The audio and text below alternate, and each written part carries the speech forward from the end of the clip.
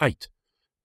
The principal part of self-denial, that which, as we have said, has reference to God, let us again consider more fully.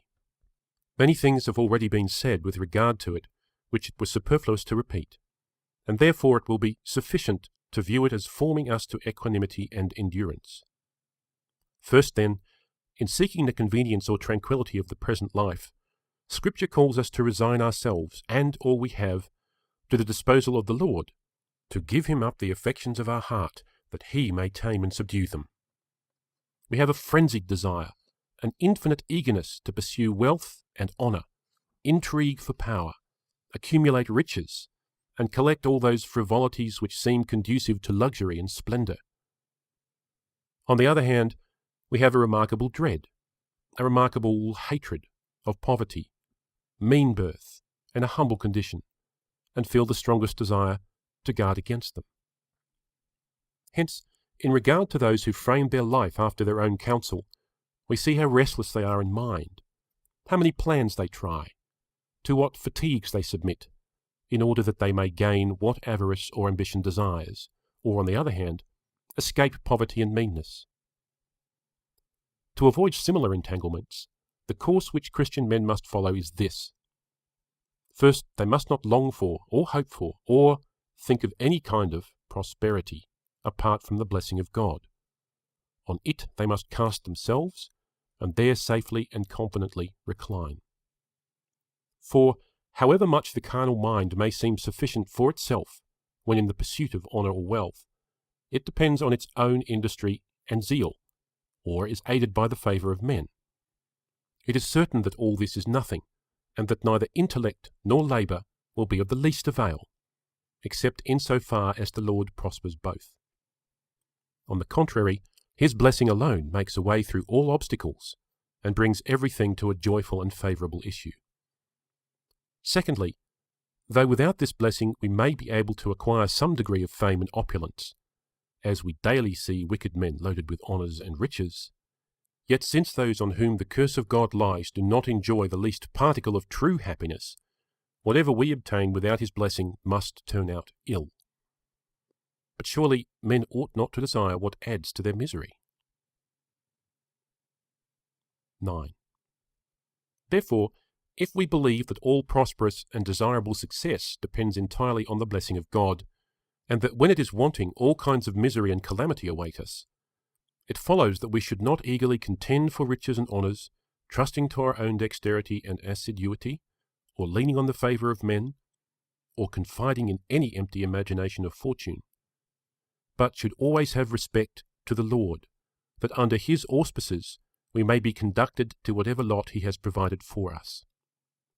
First, the result will be that instead of rushing on regardless of right and wrong, by wiles and wicked arts, and with injury to our neighbours, to catch at wealth and seize upon honours, we will only follow such fortune as we may enjoy with innocence. Who can hope for the aid of the divine blessing amid fraud, rapine, and other iniquitous arts? As this blessing attends him only who thinks purely and acts uprightly, so it calls off all who long for it from sinister designs and evil actions.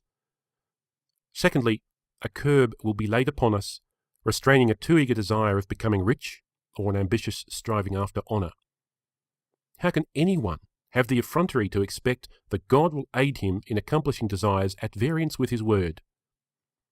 What God with his own lips pronounces cursed never can be prosecuted with his blessing.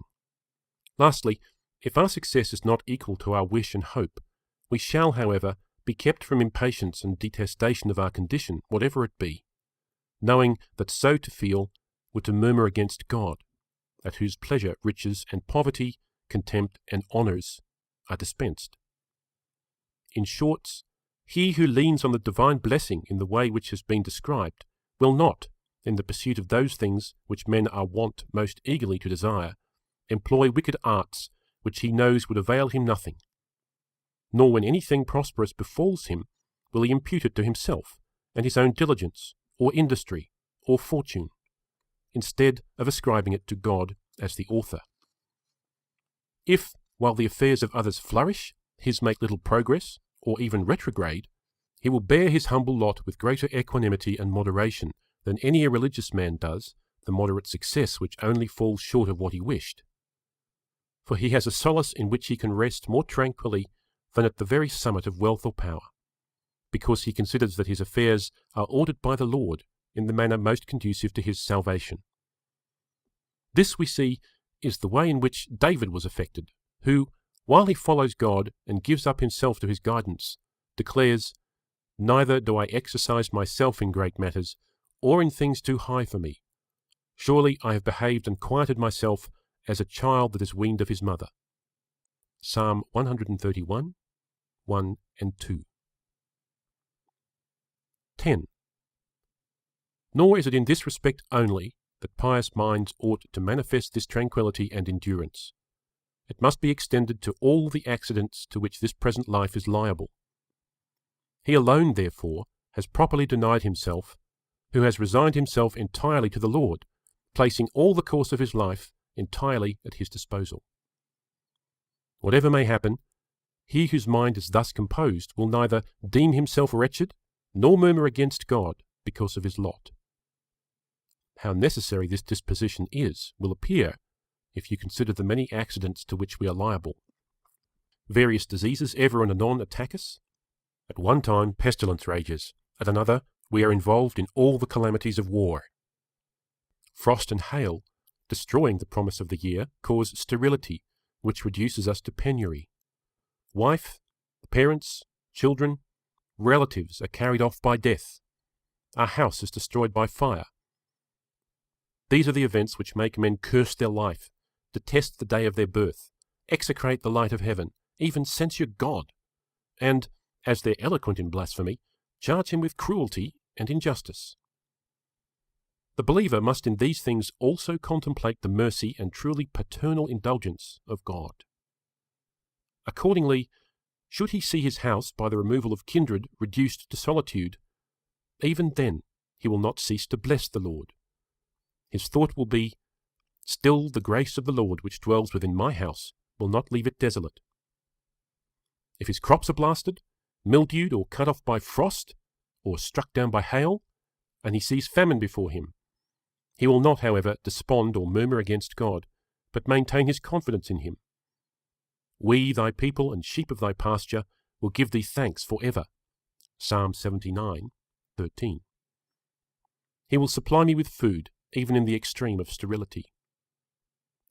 If he is afflicted with disease, the sharpness of the pain will not so overcome him as to make him break out with impatience and expostulate with God, but, recognizing justice and lenity in the rod, will patiently endure. In short, whatever happens, knowing that it is ordered by the Lord, he will receive it with a placid and grateful mind, and will not contumaciously resist the government of him, at whose disposal he has placed himself and all that he has.